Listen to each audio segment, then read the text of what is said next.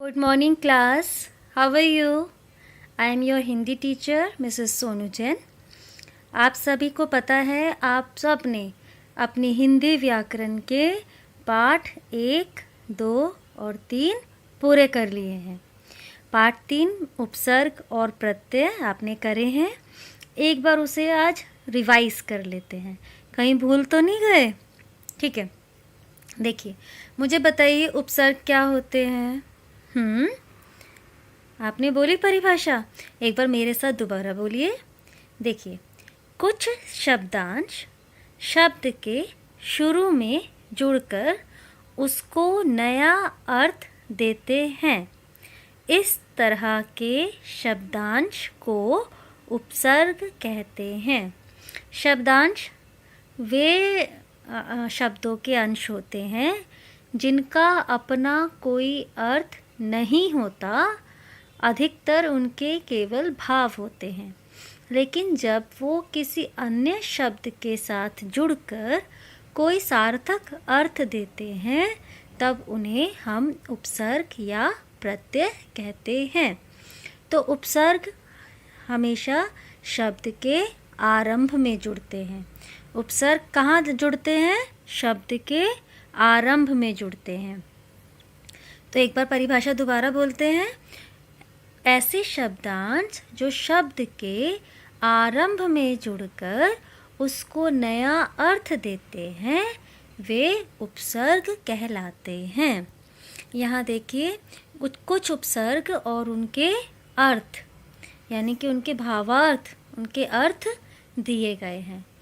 अ का अर्थ है निषेध, अध आधा, अन अभाव, उप छोटा, कु बुरा, प्र अधिक, वि विशेष या अलगाव, अलगाव मतलब अलग होना, स अच्छा सहित, सु श्रेष्ठ अच्छा, बे बिना। तो देखिए आपने उपसर्ग देखे, उनके अर्थ देखिए, तो उनसे आप शब्द भी बनाइए। मैंने जब आपको उपसर्ग समझाए थे तब आपको कहा था कि आप अपने घर में कोई भी जो आपके पास हिंदी की पुस्तक या कुछ भी हिंदी का पढ़ने के लिए है उनमें से आप शब्दों को चुनिए। आप मूल शब्द और उपसर्ग या प्रत्यय को अलग करने की प्रैक्टिस कीजिए। आप अपनी एक अलग से घर की अभ्यास पुस्तिका बनाइए जिसमें आप ये सारा काम कर सके। ठीक है, तो उपसर्ग आपको समझ में आए बच्चों? जल्दी से मुझे बताइए उपसर्ग कहाँ जोड़े जाते हैं? उपसर्ग जोड़े जाते हैं शब्द के आरंभ में, और आरंभ में जुड़कर ये शब्द को एक नया अर्थ दे देते हैं। तो उपसर्ग हमें समझ में आ गए। अब बारी आती है प्रत्ययों की। जैसे बताया था कि उपसर्ग आरंभ में जोड़े जाते हैं और प्रत्यय जोड़े जाते हैं शब्द के अंत में। अंत समझते हैं ना, जहाँ पे शब्द खत्म हुआ उसके बाद में जो शब्दांश जोड़ा जाता है और जोड़कर एक नया ही शब्द बना दिया जाता है नए अर्थ के साथ, उसे हम प्रत्यय कहते हैं। देखिए उदाहरण में सुंदर शब्द है मूल शब्द, उसके साथ ता हमने उपसर्ग प्रत्यय जोड़ा तो बना सुंदरता। बैठ ई बैठी, पढ़ कर पढ़कर। ठीक है, तो प्रत्यय की परिभाषा क्या हुई आप मेरे साथ दोहराएंगे। कुछ शब्दांश शब्द के अंत में जुड़कर उसको नया अर्थ देते हैं। इस तरह के शब्दांश को प्रत्यय कहते हैं। फिर से दोहराएंगे। ऐसे शब्दांश जो शब्द के अंत में जुड़कर उसे एक नया अर्थ देते हैं उन्हें प्रत्यय कहते हैं। देखिए अभी हमने उपसर्ग पढ़े थे, अब हम पढ़ते हैं प्रत्यय के कुछ उदाहरण। आ आ सूखा, ई खुशी, कर देख कर, ना सोना। मूल शब्द आप अलग कर रहे हैं। आई बुराई, इक धार्मिक, कार कलाकार, ईला बर्फीला, पन बचपन, वान गाड़ीवान, लू दयालु। तो ये हैं बच्चों प्रत्ययों के उदाहरण। यहाँ नीचे देखिए कुछ समासिक शब्द भी आपको दिए गए हैं, इनके बारे में आपको बताया था। आगे आने वाले अध्यायों में विस्तार से हम बात करेंगे, जैसे कि दिन और रात, दिन रात, हार या जीत, हार जीत, रसोई के लिए घर, रसोई घर, घोड़ों की दौड़, घुड़दौड़, कार्य में कुशल, कार्य कुशल, धन से हीन, धनहीन। इन्हें हम बोलते हैं समासिक शब्द, जहाँ पर दो नए शब्द मिलकर है ना नया शब्द बना रहे हैं। तो आपने इस पाठ में सीखा कि शब्द के शुरू में जुड़ने वाला शब्दांश उपसर्ग होता है और शब्द के अंत में जुड़ने वाला शब्दांश प्रत्यय होता है, और दो शब्द मिलकर समासिक शब्द बनाते हैं। ठीक है क्लास, तो अब आपको समझ में आया। अच्छा ये देखिए, आप उपसर्ग और प्रत्यय वाले शब्दों को अलग अलग लिखिए। कर सकते हैं आप ये काम? देखिए, सकुशल, इसमें बताइए क्या है, उपसर्ग है कि प्रत्यय है? सुरीला, मिठाई, सजल, देखकर, बेगुनाह, विक्रय, चित्रकार।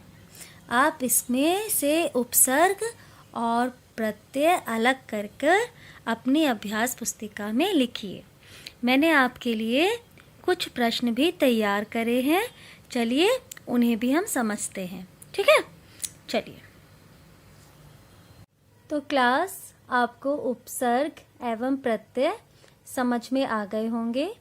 तो चलिए इन्हीं को और अच्छे से समझने के लिए एक छोटी सी एक्सरसाइज मैंने आपके लिए तैयार करी है, उसे देखते हैं।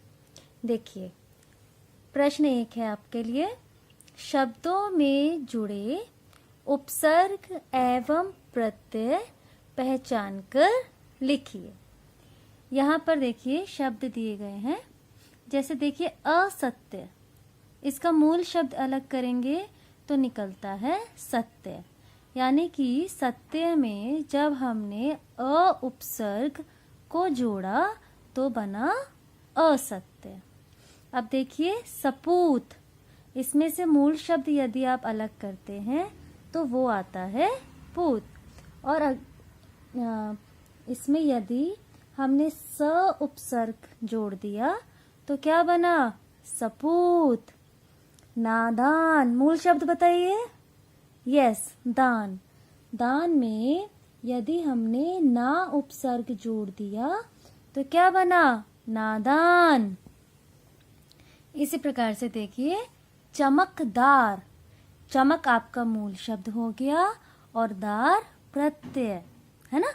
टहलना, टहलना में टहल तो मूल शब्द है और ना आपका प्रत्यय।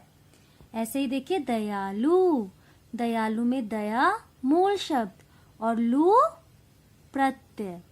ठीक है, समझ में आ रहा है ना आपको? मूल शब्द अलग करना है और फिर प्रत्यय भी आपको जोड़ना है। ठीक है, अब उसके बाद देखते हैं प्रश्न नंबर 2। उपसर्ग या प्रत्यय लगाकर नए शब्द बनाओ। ठीक है, देखिए पहले मैंने आपको क्या दिया है? उप जमा कार, क्या बन गया? उपकार। ऐसे ही अ जमा भाव क्या बना? जल्दी बताइए। अभाव, यानी कि इसमें हमने क्या जोड़ा था? उपसर्ग जोड़ा है अ। उपवन, वन मूल शब्द हो गया आपका और उप हो गया क्या? उपसर्ग, तो ये बन गया उपवन। ठीक है, समझ में आ रहा है ना आपको? यहाँ देखिए धन मूल शब्द और वान प्रत्यय, धन मूल शब्द और वान प्रत्यय, तो क्या बन गया? धनवान, है ना? अब है अपना और प्रत्यय लगाया अपन, तो बन गया अपनापन। यस, दोहरा रहे ना आप मेरे साथ? अपनापन। ठीक है, अब देखिए